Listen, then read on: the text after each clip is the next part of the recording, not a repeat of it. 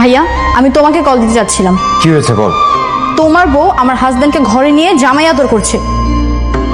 আমি তাকে বারবার করে বলেছি সে যেন গোলামি থেকে দূরে থাকে, অথচ যাই দেখো। তুমি কি আজকে কিছু করবে নাকি আমি করব? তোর কিচ্ছু করতে হবে না, আজকে এই বাড়ি অনেক কিছু হয়ে যাবে, তুই শুধু দেখতে থাক।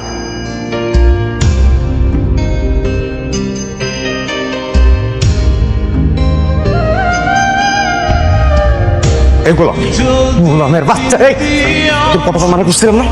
ভাইয়া, তুমি কি করছো? আজকে এবার বিচারে না মুখের কথা চলেন ভাই ভাই।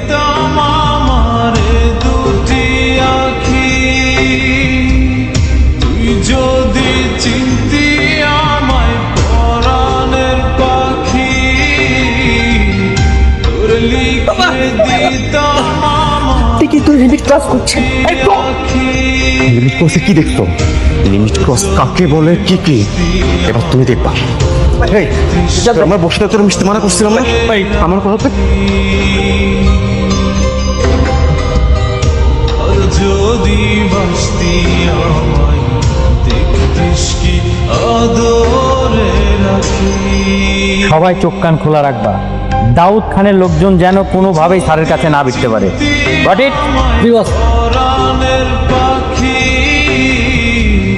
তোর লিখে দিতাম আমার।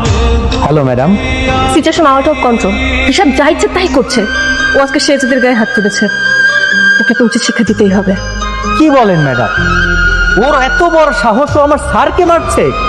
ম্যাডাম আপনি কোনো চিন্তা করবেন না, আপনি আমাকে বলেন আপনি কোথায় আছেন, আমি এখনই আসছি। না না না, আপনার এই বাড়িতে আসতে হবে না। আমি রিশাদকে ভুলে গেলে অন্য কোথাও নিয়ে আসবো। আমি চাই না এই বাড়িতে কোনো হাঙ্গামা হোক। আপনি আসলে এখানে অবশ্যই কোনো ঝামেলা হবে। শেহজাদ আপনাকে সাপোর্ট করবে না। আমি শেহজাদের চিকিৎসা চালাচ্ছি, আমি চাই ঠান্ডা মাথায় চিকিৎসাটা চলুক। ও চিকিৎসার স্বার্থে হলো আমি বাড়িতে কোনো ঝামেলা চাচ্ছি না। আমি যদি রিশাদকে নিয়ে বের হই, আপনাকে লোকেশন পাঠিয়ে দেব, আপনি সেখানে লোকজন নিয়ে চলে আসবেন। Okay madam.